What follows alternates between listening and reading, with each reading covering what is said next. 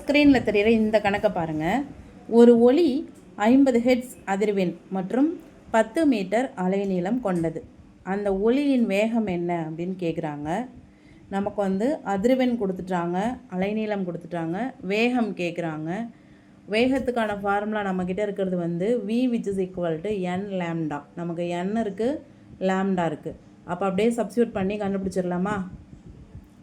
v equal to n 50 hertz into lambda 10 metre which is equal to 50 10 பெருக்கணும்னா என்ன கிடைக்கும்? 500. 500ன்றது என்ன? வேகம். வேகத்தின் அலகு என்ன? மீட்டர் பெர் வினாடி, அப்படி இல்லைனா மீட்டர் பெர் செகண்ட். எப்படி வேணாலும் தமிழில் இல்லை இங்கிலீஷில் எப்படி வேணாலும் போட்டுக்கலாம். ஸோ இந்த ஒரு ஃபார்முலா தெரிஞ்சால் நம்ம ஒளியின் வேகம் கண்டுபிடிக்கலாம். அதிர்வெண்ணும் அலைநீளமும் கொடுத்துட்டாங்கன்னா ஒளியின் வேகம் ரொம்ப எளிமையாகவே கண்டுபிடிக்கலாம்.